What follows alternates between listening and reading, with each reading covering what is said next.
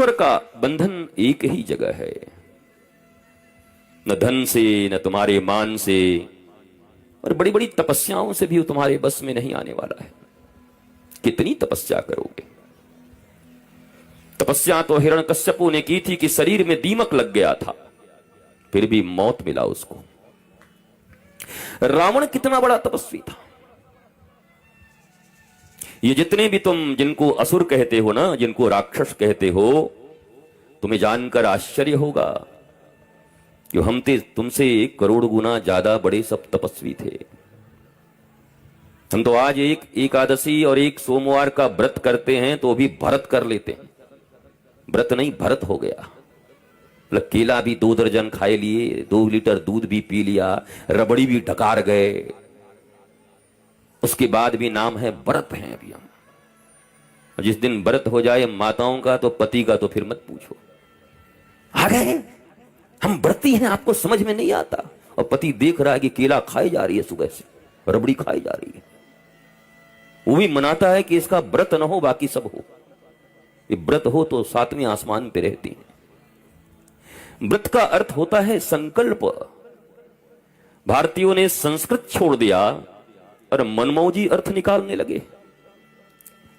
ये सब सीरियल के विद्वान लोग बैठकर जो तथाकथित इन टीवियों पर और सैटेलाइट के माध्यम से ओटीटी पे आने वाले ये अश्लील सीरियल, अश्लील इसलिए कह रहा हूं कि भारत के पास तुम्हारे सोने चांदी और हीरे तो पहले ही लूट के ले गए, सब कोहिनूर तक ले गए, तुम्हारे मंदिरों को ठोक दिया, तुम्हारे 85,000 से ज्यादा ग्रंथ, धर्म ग्रंथ नालंदा और तक्षशिला में धू धू करके बख्तियार खिलजी ने जला दिए।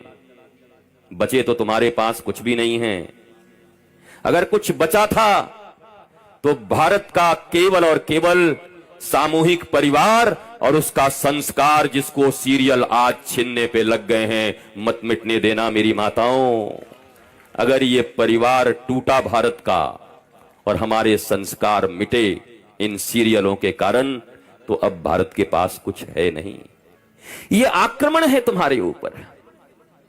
तुम तो सोचते हो कि फ्री में आजकल बहुत सस्ता डिश मिल गया है। सस्ता नहीं मिल गया, गुलामी देने का बहुत बढ़िया एक प्रपोजल दिया है। भारत जहां रामचरितमानस सुनने के लिए लोग बैठे हैं, जहां भैया भरत और राम के बीच अयोध्या की गद्दी फुटबॉल बन गई है।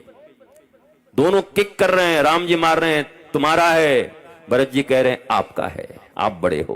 बोला हम बड़े हैं तो क्या हुआ, पिताजी ने तुमको दिया, ये तुम्हारा है।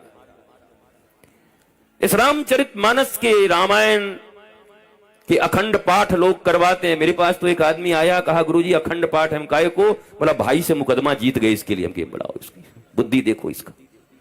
ये भाई से मुकदमा जीत गया, 1 हाथ जमीन का, 40 सालों से लड़ रहा था, इसलिए रामायण करवा रहा।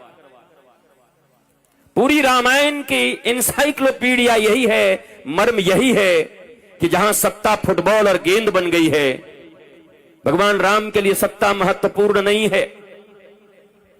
भगवान राम के विरोध करने वाले उस पूरे अयोध्या में केवल 2 लोग थे, कुबड़ी मंथरा, और उस समय जिनकी बुद्धि खराब हो गई थी कैकई।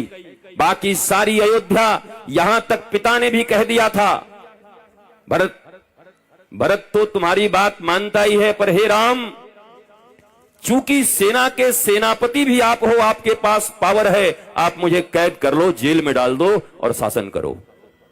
अगर आपको लगता है मेरा वचन न टूटे, वचन भी तोड़ने को राजी हूं, पर आपको लगता है कि मेरे वचन नहीं टूटने चाहिए, तो आपके पास अधिकार है, आप अधिकार का प्रयोग करिए, क्योंकि जनमत आपके साथ है, बहुमत आपके साथ है।